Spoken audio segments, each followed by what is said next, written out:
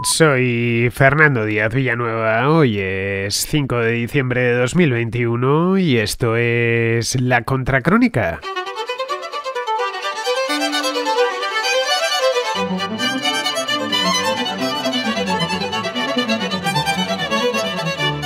Bienvenidos a la contrarréplica del domingo. Ya sabéis, temas de fondo, todos muy jugosos, todos muy interesantes, del primero al último. Y traigo unos cuantos que están absolutamente todos bien, pero claro, he tenido que elegir uno para que sea el tema de la semana. Eso sí, no solo se habla de ese tema en esta contrarréplica, sino de otros temas, algunos incluso diría que hasta cómicos y graciosos. Bien, una cosita que os quería decir, os dejé ayer un vídeo en mi canal de YouTube, que no sé si lo habréis visto, para informaros de las nuevas contras en directo, que van a tener lugar a partir de la próxima semana ya en Twitch. Para eso me he abierto un canal en Twitch, que os dejo debajo en la descripción de este programa, y un canal paralelo en YouTube para llevarme las partes principales de esos directos. Todo ha sido gracias a mi amigo Sergio, más conocido como un tío blanco entero, que al final, después de intentarlo durante meses, pues me terminó convenciendo. Así que he hecho una inversión en comprarme una nueva cámara, una nueva luz, etcétera, y tengo ahora un estudio para directos que es mucho mejor que el que tenía. Bien, pues aparte de esto, os lo quería decir al principio para que lo supieseis. Tenéis tanto en la descripción la dirección del canal de Twitch, del nuevo, al que podéis suscribiros, o mejor dicho, seguirme, porque allí no sé, la gente no se suscribe, te sigue, es el equivalente a la suscripción en YouTube. La suscripción en Twitch es otra cosa distinta. Y también el nuevo canal de La Contra en directo en YouTube, por si queréis, ahí sí, ahí ya suscribiros. Bien, si lo que queréis es participar en la contrarréplica, os voy a dar el número, ya sabéis, el número de WhatsApp es el 690-827909. Esto vale para la contrarréplica de los domingos y para la de todos los días de la semana. Vale también para el contrasello, vale para el contraplano, para la contraportada, etcétera. Vamos, que es el número de WhatsApp de todas las contras. Bien, las llamadas o las notas de voz tienen que durar para este programa en torno a los 1, 2, 3 minutos más o menos, y ya sabéis, valen tanto temas del día como temas de fondo. Eso sí, los temas de fondo me los traeré para el domingo. No va a ser para el domingo que viene, obviamente, porque tengo muchos mensajes en cola, pero de una manera u otra terminarán saliendo. Bien, pues dicho esto, pasamos ya a la contrarréplica.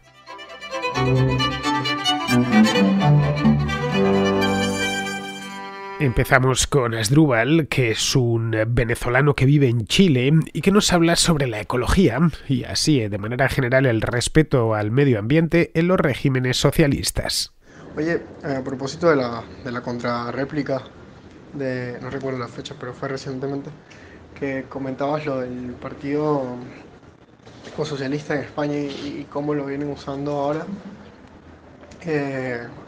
La respuesta que dio el chico sobre el socialismo Resurrection, ya que del siglo XXI no funcionó, se nota con claridad nuevamente la relación que tiene el socialismo con sus similares en el resto del mundo. Y bueno, obviamente con el de la revolución chavista es muchísimo más, por no decir que fueron uno de sus fundadores. Pero el punto es que al que quería llegar, el Ministerio de Ambiente de Venezuela, me comentaba un profesor alguna vez que fue pionero a nivel mundial, no por sus gestiones ni nada particular, solo porque era independiente. Era independiente del gobierno, totalmente. Y creo que fue en la década de los 70, como que muy pocos países lo fueron, o casi ninguno, no recuerdo con claridad. Y luego el presidente intergaláctico supremo, Hugo Rafael Chávez Frías, lo tomó, como obviamente tomó todo, y le cambió su nombre, fíjate, y le puso Ministerio de Ecosocialismo, y así lo empezó a divulgar, quizás por el 2008 o un poco más, no sé, 2000, sí, 2008 es como muy lejos para tener tan este recuerdo, pero sí quizás 2011, y la empresa estatal de petróleos PDVSA, en su gestión que fue pésima obviamente, la empresa estatal eh, tuvo un montón de accidentes que antes no sucedían, obviamente por la mala gestión y la cantidad de personas no calificadas que operaba ahí solo por ser militantes del partido, obviamente el Estado clientelar. Y todo esto se hacía en el anonimato, el ecosocialismo, ¿no? Qué curioso. similar a lo de Chernobyl, que también quizás los soviéticos decían que eran ecosocialistas. Y, y no solo derrames de petróleo en ríos, sino que minimizaban el error con mucha propaganda y ocultamiento. Y aparte cuando la... Por ejemplo, esto fue en mi estado, en el estado Monagas, que es un estado petrolero en casi su totalidad. Eh, Cuando el río Guarapiche tuvo el derrame, la gente en algún momento adquiría agua de allí y era el agua que usaban. Y el gobierno con su ocultamiento y luego su desinformación le dijo a la gente que podía usarla y en los análisis químicos arrojaba que aún seguía contaminado. Y por esto hubo una disputa de si tuviera un gobernador del mismo partido que está en el exilio en Costa Rica, pero bueno, nada, más de la historia recién contemporánea venezolana que es un asco, pero bueno, comentándote esto, esta similitud, porque esto ya está muy largo. Saludos, saludos. No existe peor registro medioambiental que el de los regímenes socialistas. A ver, esto no es una opinión, ¿eh? Esto es un hecho, o una serie de hechos que están ahí para quien quiera verlos. Aquí no se trata de decir, pues yo creo que, no, esto no es un creo que, eso está ahí. Tenemos además a nuestras espaldas, hemos dejado más de un siglo de socialismo real, y el socialismo real, una de sus consecuencias, aparte de haber traído bastante hambre y mucho enfrentamiento, lo que ha traído es verdaderos destrozos medioambientales, especialmente en la Unión Soviética, que fue el régimen socialista más grande y más longevo de todos. Bueno, dentro de poco los cubanos les adelantarán, pero bueno, todavía no les han adelantado. Los soviéticos tuvieron 70 años, más de 70 años de régimen socialista, de socialismo real estoy hablando. Bien, pues allí en la Unión Soviética se perpetraron auténticas atrocidades contra el medio ambiente, algunas de tal calibre que asombrarían, que dejarían anonadado blanco al capitalista más perverso, el capitalista de estos que contaminan ríos y que echan humo negro a la atmósfera, vamos.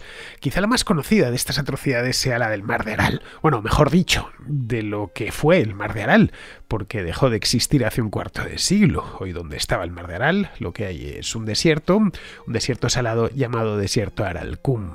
El Mar de Aral, que era, yo lo estudié todavía siendo niño en el colegio, luego fue desapareciendo ya en los años 90 y era una cosa que al principio no se sabía mucho y a partir de finales de los 90 ya se vio que aquello lo que quedaba era apenas unas charquitas y las noticias empezaron a llegar ya a Occidente y la gente se sorprendía, llegaban fotografías de naves espaciales, de satélites, etcétera, que decían, bueno, esto es lo que queda del Mar de Aral. Por supuesto, ya para entonces, estamos hablando de finales de los 90, la Unión Soviética había pasado a mejor vida.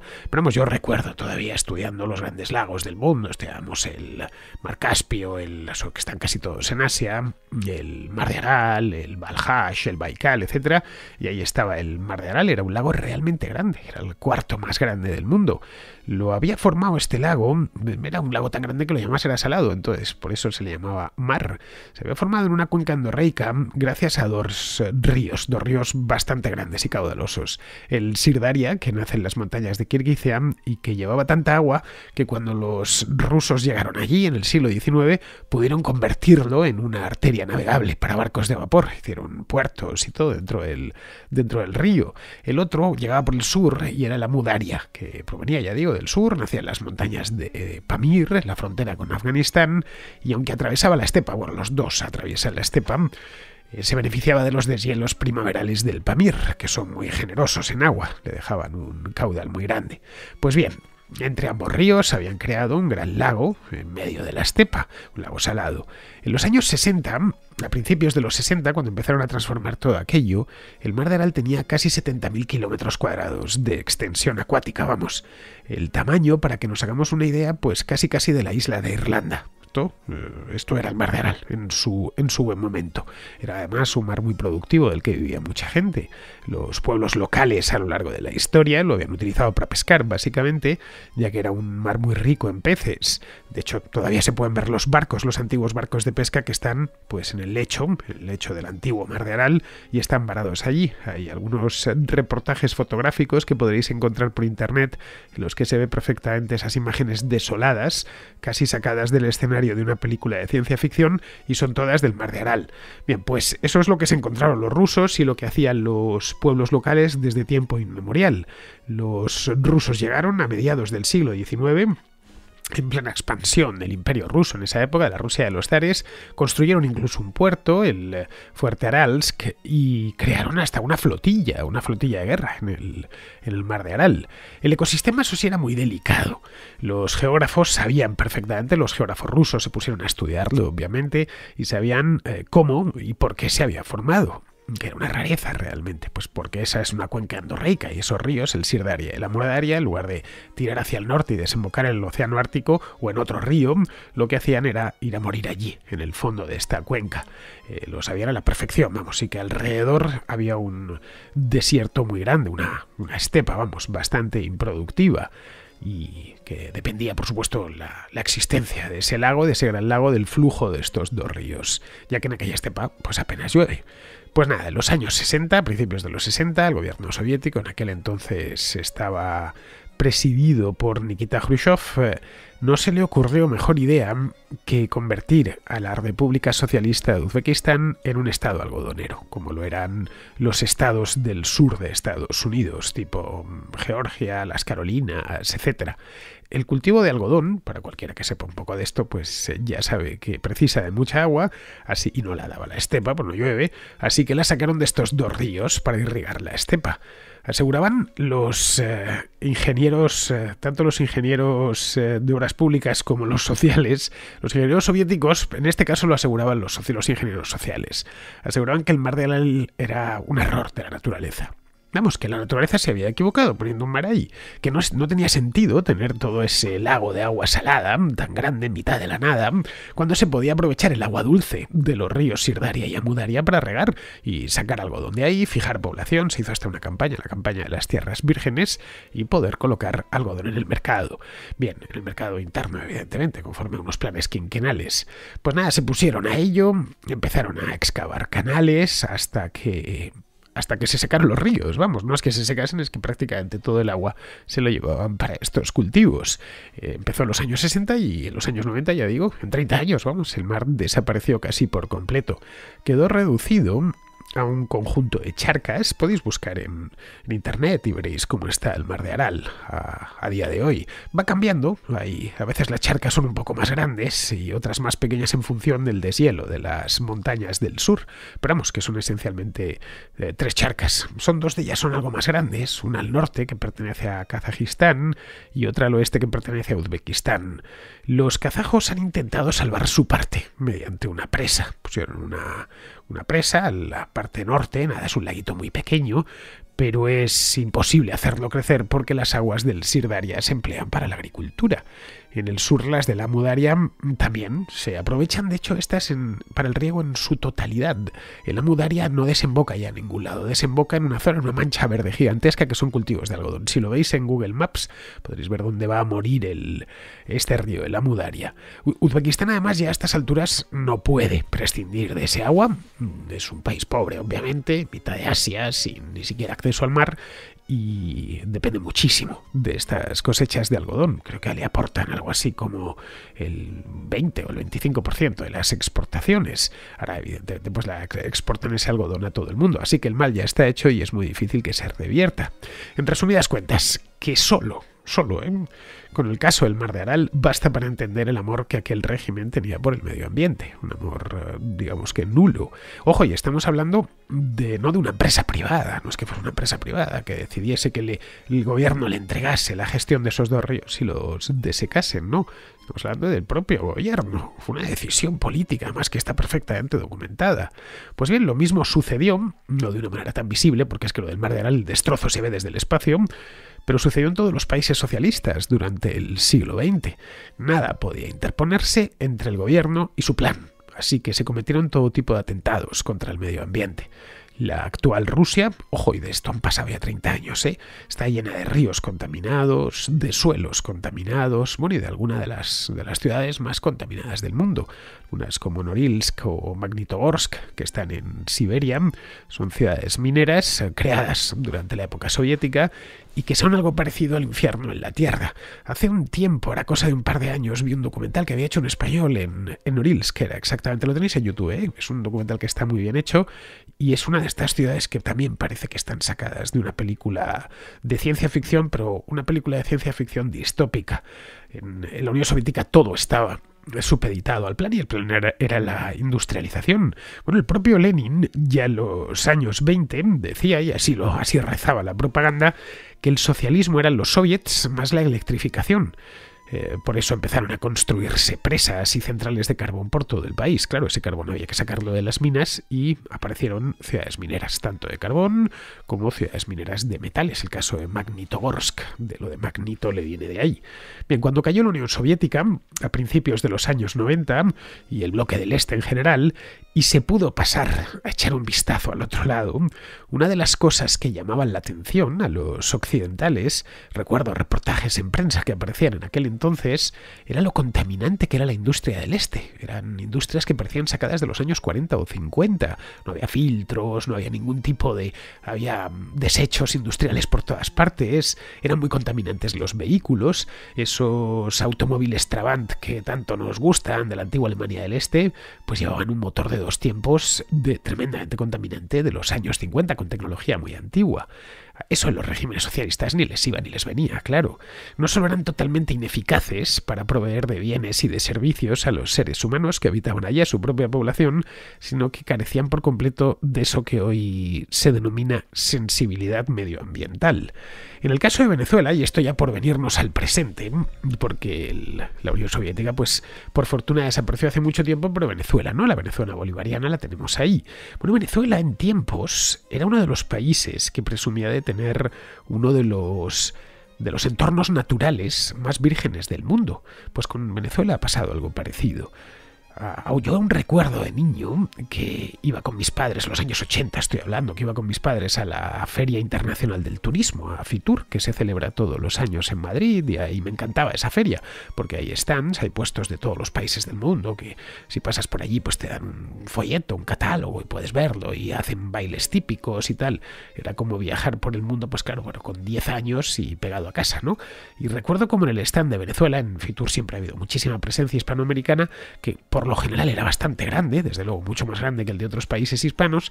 Te mostraban en las imágenes y en vídeos y en los catálogos turísticos te mostraban el Salto Ángel, que es el más alto del mundo, o la Amazonia venezolana, y eso era el gran reclamo turístico del país.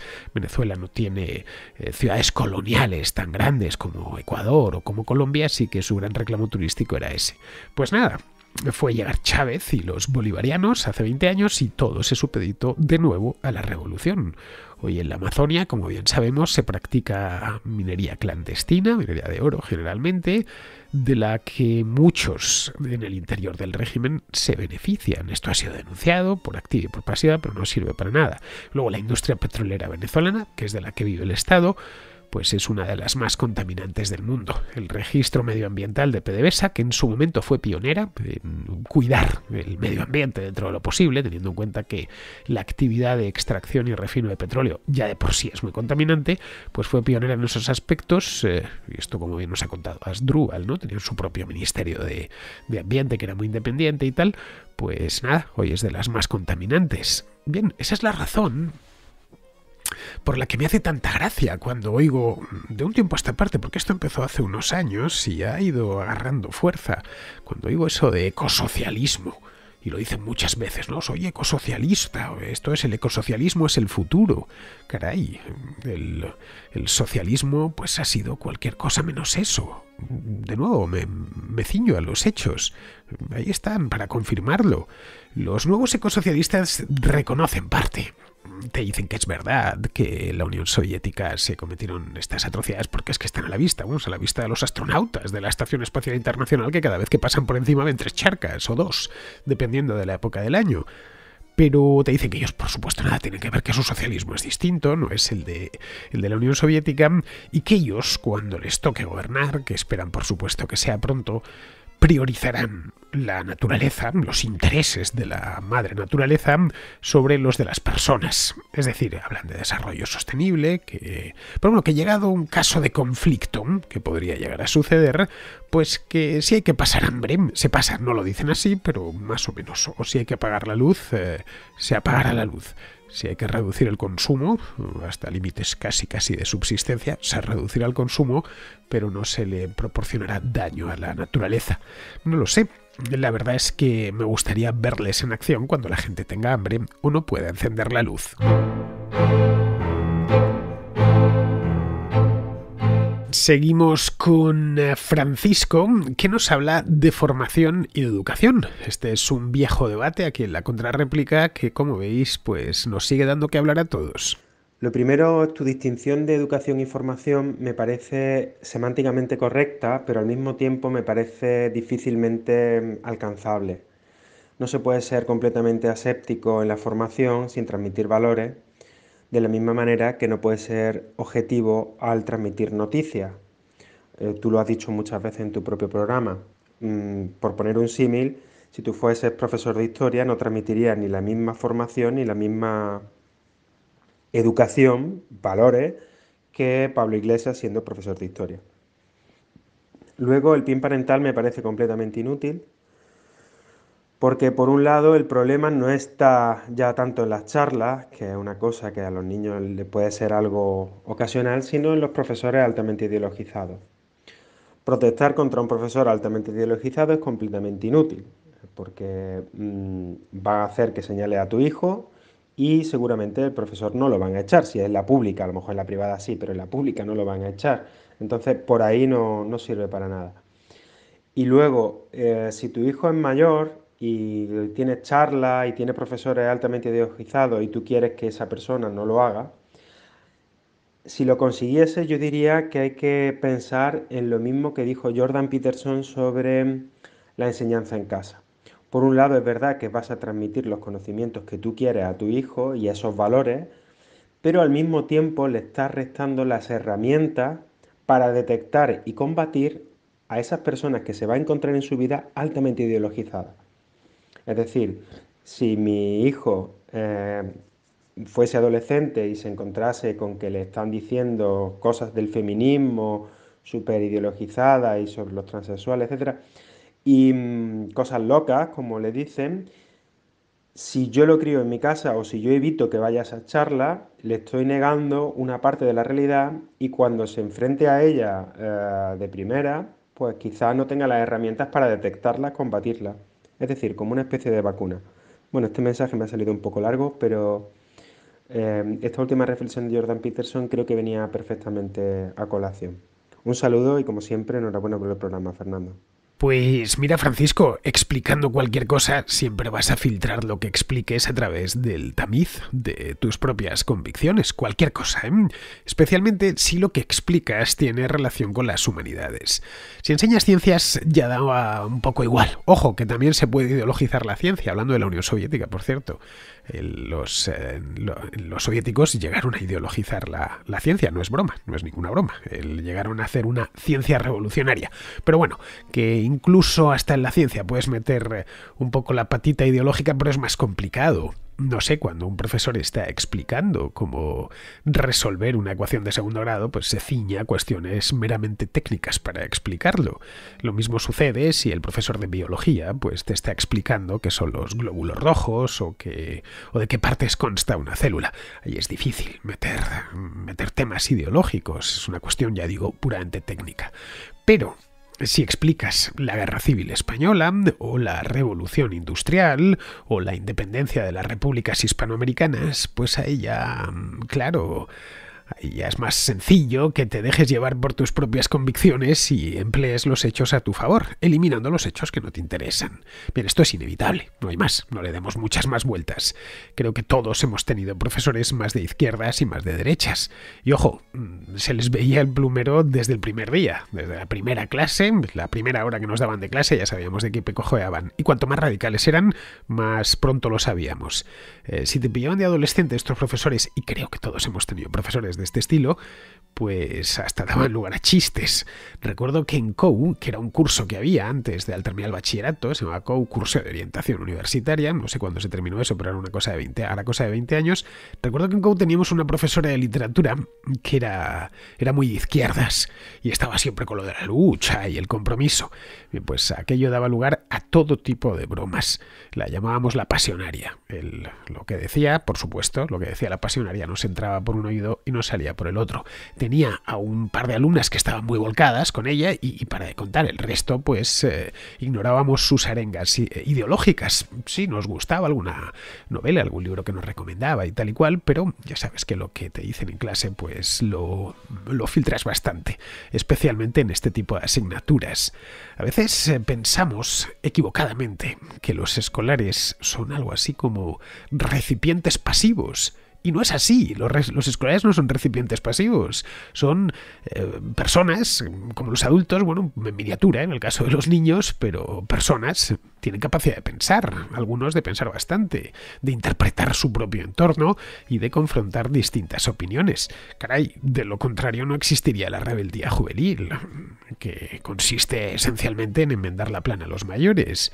Caray, basta que a un jovencito le digas una cosa para que piense lo contrario, y si no lo piensa, para que al menos lo manifieste y quiera remarcar su propia personalidad llevando a la contraria. En otras edades no lo sé, estoy hablando de los jovencitos, pues cuando tienen ya 15, 16 años, pero no sé, a los 7 o a los 8, quizá el adoctrinamiento entra mejor. Porque la capacidad de crítica de los niños a los 7 o los 8 años es algo menor, pero tampoco sirve de nada, a no ser que esa presión la mantengas durante mucho tiempo de manera muy intensa y sobre todo con amenazas reales, como pasaba en la Unión Soviética o en la Alemania nazi, en la que oponerte a lo que decía el régimen, es decir, el profesor en este caso, pues aunque fuera con un simple chiste, en la Unión Soviética o en la Alemania nazi los chistes políticos estaban prohibidos, te enviaba directo a la cárcel. Esta novela que me trajisteis de Kundera hace un tiempo en la contraportada esta de la broma, pues un tipo que le escribe una broma a la novia en una carta, bien, y se arruina la vida con ello. Bien, pues a no ser que sea una cosa así, pero tienes que estar hablando de una tiranía tremenda, vamos, que te esté vigilando a las 24 horas. Si no, yo creo que funcionan a la inversa. Pero vamos, incluso en dictaduras como la España de Franco, la propaganda oficial llegaba de aquella manera. Y ojo, que le pusieron ganas, pero nada. La Escuela Nacional Católica creó, pues tranquilamente, 2 o 3 generaciones de agnósticos y de ateos. ¿Ya? Y consiguió exactamente lo contrario de lo que se proponían aquellos sacerdotes. Aquella asignatura de los años 40-50 en España, que se llamaba la formación del espíritu nacional, sirvió pues para todo lo contrario, como bien sabemos, para desformar el espíritu nacional en muchísimos casos. Bueno, mis padres, que se comieron todo el franquismo, salieron de él hechos un par de ateazos y de rojeras, así que no les sirvió de mucho. Ya ves tú de que les valió el florido pensil y los curas advirtiéndoles de las penas del infierno. Bien, creo sinceramente, y lo he dicho en bastantes ocasiones, que le damos demasiada importancia a los colegios como centros educativos en todo lo relacionado con los valores. No estoy hablando que desde el punto de vista formativo pues sean buenos, vamos, que si pillas un buen profesor que te enseña bien a hacer ecuaciones de segundo grado, pues seguramente aprendas a hacerlas y saques un 10 en el examen, pero en lo relacionado con los valores estoy hablando. Eso se aprende en familia y en el entorno. Es decir, cualquier adolescente se deja llevar más por lo que ve en su entorno familiar y de amigos que por lo que diga el profesor. Esto siempre fue así y continuará siendo así. Bien, seguimos con Carlos, que tiene una pregunta, o mejor dicho, una reflexión sobre el coste del alquiler. Quería comentar sobre el tema de los pisos, que lo habéis discutido en la contrarréplica. El coste del alquiler en general, ¿no? Bueno, el tema era más bien sobre las asociaciones, empresas inmobiliarias, que me parece muy bien, yo estoy de acuerdo con casi todo lo que se ha discutido, pero tengo una pregunta para todos y para ti en general también, si me puedes dar tu opinión, y es por qué todo el mundo considera que los pisos en Madrid son muy caros, porque es algo que no entiendo. Es decir, obviamente son más caros que hace 10 años, pero son el precio que tienen que tener en Madrid, vista la demanda que hay, me explico. Hace poco estuve echando cuentas con un amigo de opciones de inversión, de decir, bueno, vamos a ver cómo puede salir el tema inmobiliario, ¿no? Bueno, pues en Madrid, si alguien quiere comprar un piso para alquilar, incluso con lo bajas que están las hipotecas ahora mismo, el alquiler apenas le cubre el coste de la hipoteca. Apenas se lo cubre. Sobre todo teniendo en cuenta el 20% del coste que tienes que poner en función de entrada, que no es el 20%, que le tienes que añadir más dinero que tal, más costes de notario, etcétera, impuestos. Al final se te planta en un 40% del coste de la vivienda casi, 30-40%, para que el único beneficio que tengas que tener es el crecimiento del valor del inmueble de aquí a 4 o 5 años, el que quieras, que tampoco es tanto comparado con otras opciones de inversión, y te comes todo el riesgo, ¿no? Y es un dinero que tienes bloqueado ahí y te comes el riesgo de decir quiero alquilar,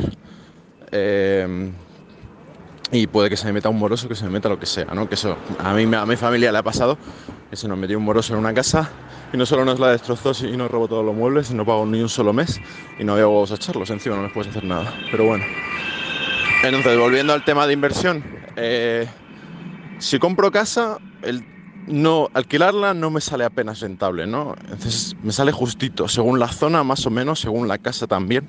Y lo mismo con Airbnb, porque le tienes que añadir el coste de gestionar la Airbnb, que o le pagas a alguien o lo haces tú. Entonces no es ese punto en el que es el equilibrio del mercado, es decir, en el que si quiero comprar una casa, al alquilarla más o menos recupero la inversión. O si yo tengo una casa, alquilarla me sale más o menos igual de rentable que venderla, ¿no? Porque puedes hacer el análisis opuesto. Es un poco el equilibrio de la competencia, ¿no? Tienes las dos opciones que puedes hacer con la casa, venderla o alquilarla, y al final más o menos te salen igual. Y lo mismo, si tú eres un inquilino, puedes o comprarte una casa o alquilarla, que en términos monetarios te va a salir más o menos igual. Entonces, ese es el punto el que aspira al mercado, ¿no? ¿Por qué todo el mundo se empeña en decir que son tan caros los pisos en Madrid? ¿Podrían ser más baratos? Puede ser, si se reduce el riesgo del alquiler. Pero tanta vivienda hay en Madrid que no está parada, que no está alquilada, que está parada vacía.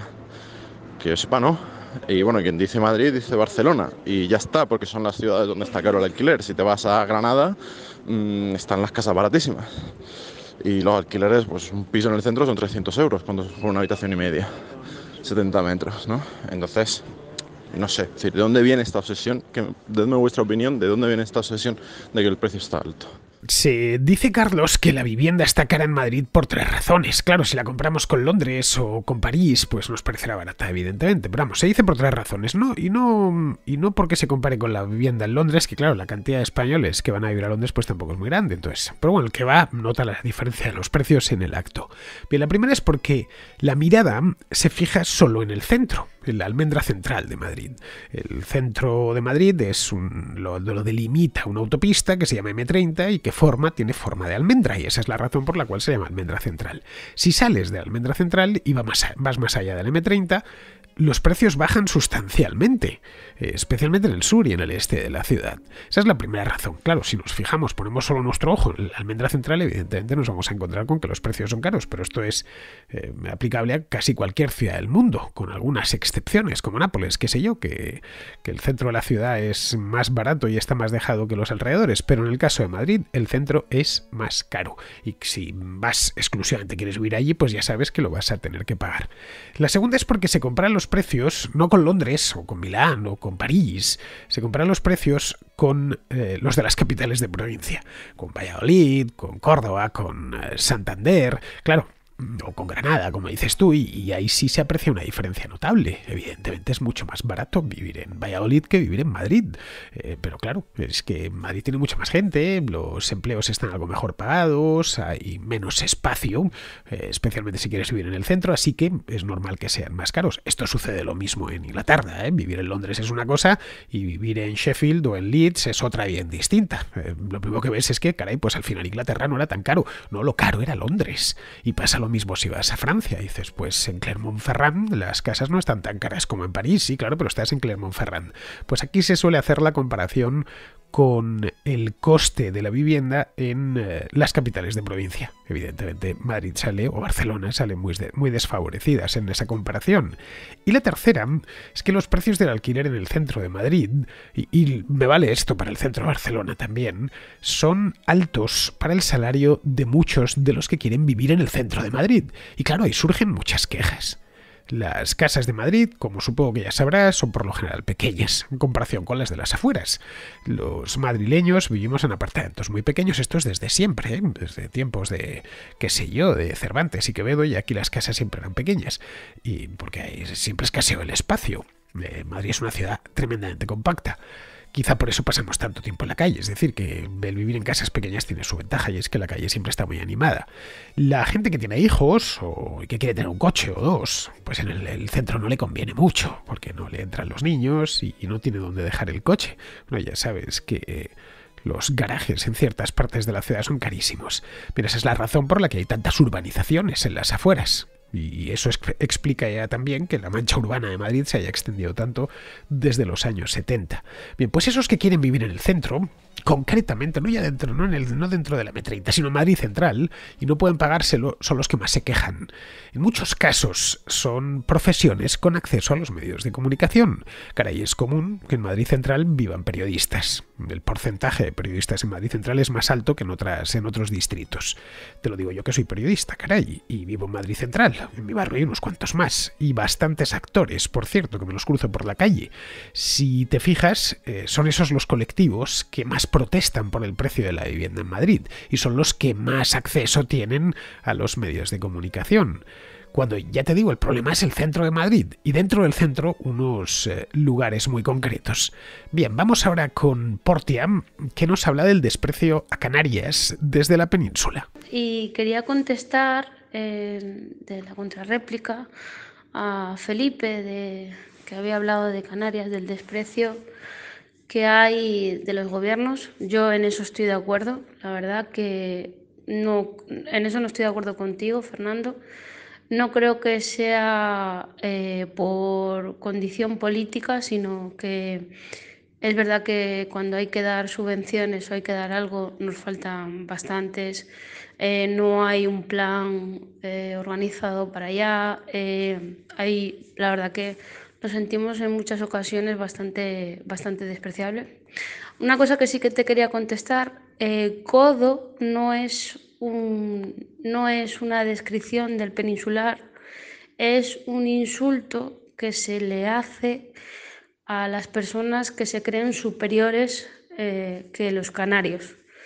Pues yo creo que sobre todo antiguamente, creo que ahora no tengo esa percepción. Yo también vivo en la península, como ya sabes, pero no tengo esa percepción de que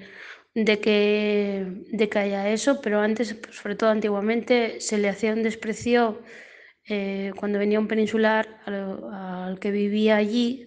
Era como un desprecio de tú no eres nadie y tal, y esa prepotencia son los godos, ese sentimiento, ¿sabes? El prepotente, el peninsular prepotente. Y luego quería hacer una apreciación, eso, lo que estaba diciendo, que yo vivo en la península y no tengo esa percepción, creo que se nos trata bastante bien a los canarios. Ya lo he dicho en otras ocasiones, yo no creo que haya desprecio ninguno hacia Canarias en la península, más bien todo lo contrario. No encontrarás a nadie que te hable mal de las Islas Canarias o de los propios canarios. Vale, el estereotipo es que se toman las cosas con mucha tranquilidad y que están aplatanados, pero en España todos tenemos estereotipos regionales. Bueno, y como todos los estereotipos pues tienen algo de cierto. En Canarias se suelen tomar la vida con mucha más calma, pero vamos, eso los hace hasta simpáticos. Lo que sucede con Canarias es que está muy lejos, caray. Este año estuve 2 veces en La Gomera y es que tardas todo el día en llegar hasta allí. La primera vez que fui, allá por el mes de mayo, salí de Madrid por la mañana y llegué a mi destino. Ojo, ya estoy hablando de principios de mayo cuando el día ya es bastante largo. Era un pueblito en la isla de La Gomera, Hermigua concretamente, que le hice un vídeo. Luego, posteriormente en agosto, pues llegué a Hermigua cuando ya había anochecido, porque es que no hay vuelo directo a La Gomera, así que tienes que volar a Tenerife Norte, atravesar la isla, que no es precisamente pequeña, tomar un barco en el sur, que hay que esperar al barco también, por supuesto, cruzar el brazo de mar que separa ambas islas y luego ya continuar en La Gomera por unas carreteras llenas de curvas. Estas son buenas en cuanto al firme y están bien hechas, pues que la isla es muy montañosa, pero que que es que tardas en hacer 20 kilómetros una eternidad, vamos, a hacer un promedio de 70 por hora en esas carreteras ya es algo elevado. Vamos, que parecía que en lugar de La Gomera me había ido a Puerto Rico. La distancia y el aislamiento del resto del país sí que han ocasionado que normalmente no se piense en ellas. El del tiempo es natural, además se quejan los canarios con toda la razón del mundo, se pone encima de las Canarias cuando hace su predicción. Se habla siempre en términos peninsulares y solo pasan a la prensa nacional cuando hay una desgracia, como esto del volcán de La Palma de ahora o cuando les llega una tormenta tropical que produce muchos destrozos. Pero bueno, lo importante, desprecio, lo que se dice desprecio, ninguno. Más bien todo lo contrario. Bien, vamos ahora con Sergio, que está en Nueva York y que nos cuenta una historia de amor, llamémoslo así, en los tiempos de Me Too. Te escucho todos los días mientras trabajo y bueno, te agradezco lo que nos cuentas porque, no sé, aparte que me hace sentir un poco como en casa, estoy aprendiendo mucho. Bueno, te voy a comentar una cosa que no sé si es para la contracrónica o para el contraplano, pero bueno, voy a intentar resumir. Va un poco acerca de los nuevos feminismos y todo esto. Bueno, pues yo conozco un chaval que es amigo de mi novia, que está trabajando en Harvard, que está trabajando investigador y le han dado la visa por unos años. Total, el chaval no es muy hábil con las relaciones que tiene, está con chavalas y tal, no sé qué, y ahora mismo, pues bueno, cometió el error de enrollarse con 2 chavalas a la vez y una de ellas, pues trabajaba con él, ahí en Harvard, y una chica de 23 años. Total, que bueno, se enrollaron y cuando estaba en casa le cogió el teléfono a él y vio que tenía mensajes con otra chica. Se puso como una histérica, a gritar, no sé qué, pim pam. Bueno, total, que ha vuelto al trabajo y esta chica le ha ido contando a todo el mundo, pues no sé lo que le habrá ido contando, ¿vale? Total, que no le saludan y le ha cerrado los archivos, no puede, vamos, le está haciendo la vida imposible y ahora le han llamado de Recursos Humanos y le han dicho que bueno, que como acaba el contrato tal, que no se lo renuevan y que bueno, y que ni siquiera que se pase por ir por el campus, que trabaje desde casa. Y ha preguntado el qué por qué y le han dicho que bueno, que es porque se acaba el contrato. Total, que simplemente, o sea, ya no es por acoso sexual ni nada, ya es simplemente porque te pueden... Total, que el chaval es medio ruso, medio israelí, igual se tiene que volver a su país. Bueno, le han jodido la vida directamente simplemente porque estaba con 2 chicas a la vez, porque ni siquiera era la novia, ¿sabes? Y yo te digo, le dan la espalda en el curro. Así que, pues eso, a esto hemos llegado. Y como, bueno, lo que hablas, siempre dices que en Estados Unidos nacen estas cosas y luego llega un poco más tarde a Europa o a España, pues bien, yo desde aquí lo estoy viendo y, bueno, es flipante lo que está pasando aquí. Y gracias por esta anécdota. Se me ha ocurrido recomendarte la película The Hunt, La Caza, que es danesa y va de un profesor que le dicen, que tiene una falsa denuncia y le hacen la vida imposible y es un peliculón y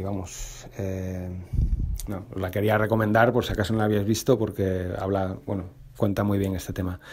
Bueno, pues nada más, un abrazo, venga, hasta luego.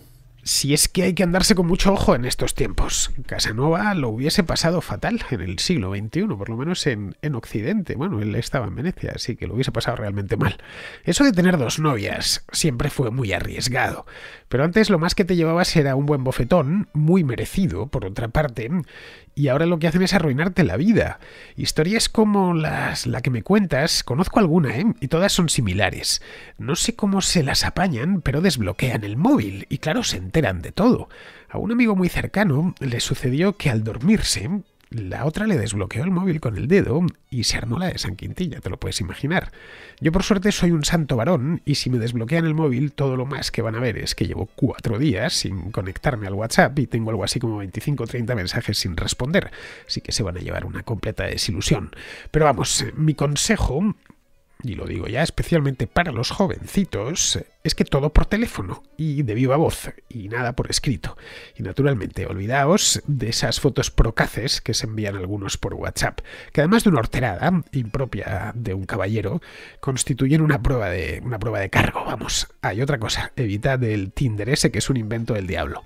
Bien, pues con esta recomendación hacia los más jóvenes de la contracrónica, los que tengáis mi edad ya sabéis que este consejo es verdadero, es tal cual y lo deberíais llevar a la práctica. Lo que pasa es que estas cosas las aprendes con la edad.